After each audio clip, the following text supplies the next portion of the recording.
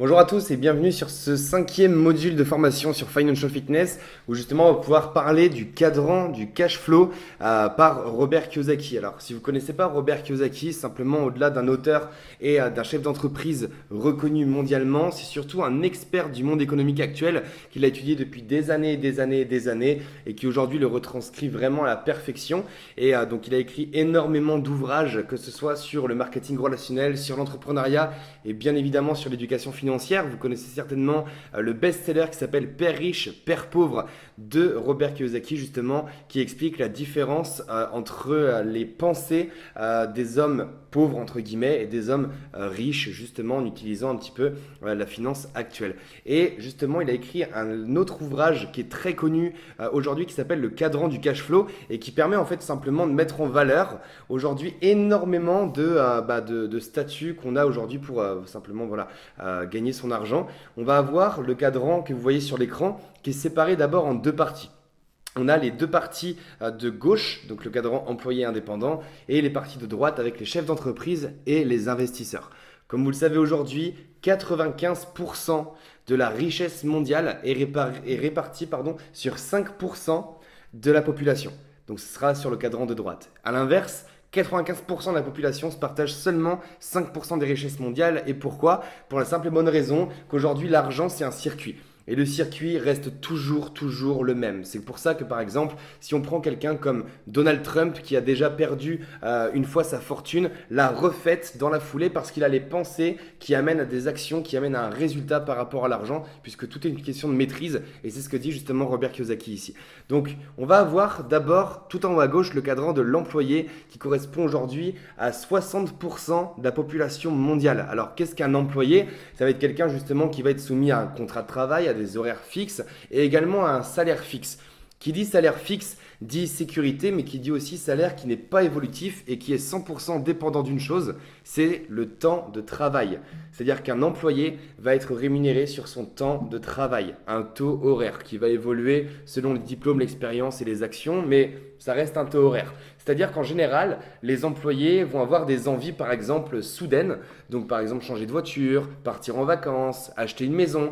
Eh bien, pour subvenir à ces envies soudaines, ils vont devoir travailler massivement sur un court laps de temps. C'est-à-dire, en fait, échanger plus de leur temps pour plus d'argent. Travailler plus pour gagner plus. C'est génial. Mais par contre, qu'est-ce qui se passe pour les employés lorsqu'ils ne travaillent pas? Ils ne sont pas payés. Ça, c'est le statut d'employé. Maintenant, on va avoir aussi le statut d'indépendant. 35% aujourd'hui de la population mondiale se tourne vers ce statut. Qu'est-ce qu'on appelle indépendant? Ça va être globalement les professions libérales, type infirmier ou infirmière d'État. On va avoir les avocats, on va avoir les médecins, on va avoir toutes ces professions. Ça permet aujourd'hui plus de liberté que le statut d'employé, puisque là, quelqu'un qui est à son compte indépendant, libéral, va travailler pour lui, va gérer son propre temps de travail, mais même s'il va gagner beaucoup d'argent la plupart du temps, en tout cas des revenus beaucoup plus élevés que le statut d'employé, les revenus sont toujours liés à son temps de travail. C'est-à-dire qu'un indépendant, quand il est au travail et fait beaucoup d'heures, travaille à son compte, certes, va gagner beaucoup d'argent, mais le même problème se pose que l'employé. Lorsque l'indépendant n'est pas au travail, qu'il est en vacances ou qu'il n'est pas simplement en train de faire son job, il est soit pas ou très peu payé. D'accord? Ensuite, on bascule sur le cadran de droite. Tout en haut à droite, nous avons les chefs d'entreprise. 4% seulement aujourd'hui de la population mondiale se tourne vers ce statut. Pourquoi? Parce que oui, c'est un statut qui va permettre énormément de liberté, comme l'indépendant.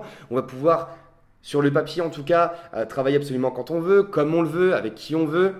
Monter son entreprise, travailler pour soi, bâtir un système qui travaille pour soi. Ce qu'ont compris les chefs d'entreprise, c'était que pour démultiplier ses revenus, il fallait démultiplier sa force de frappe. Donc avoir des employés qui vont travailler pour vous, qui vont faire les actions que vous pourriez faire, mais par manque de temps et juste dans un souci de duplication, les chefs d'entreprise demandent à des employés de faire ces actions-là pour justement mener à bien l'entreprise.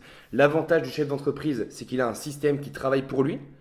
L'inconvénient du chef d'entreprise, c'est forcément, comme vous le savez, le coût de création, le risque financier et le risque à la concurrence qu'on a quand on crée une société. Et également, est-ce que vous connaissez aussi dans votre entourage beaucoup d'histoires de chefs d'entreprise qui ont créé une société pour atteindre une certaine liberté de temps et qui au final aujourd'hui se retrouvent quasi esclaves de leur société puisque quand ils n'y sont pas, elle ne tourne pas aussi bien qu'elle devrait tourner. Là, on a le cadran chef d'entreprise. Et ensuite, 1% seulement de la population mondiale se tourne vers le cadran de l'investisseur. Contrairement à tous les autres cadrans, l'investisseur ne travaille pas pour l'argent, il fait travailler son argent pour lui. Et le gros avantage, c'est qu'on est dépendant d'aucun système, pas de salariés, pas forcément de locaux. Est-ce qu'on peut être investisseur à temps partiel? Bien sûr, beaucoup moins pour un chef d'entreprise par exemple qui crée une société en tant qu'employé à côté, c'est assez compliqué. Par contre, on peut toutes et tous être investisseurs à temps partiel à plus ou moins grande échelle.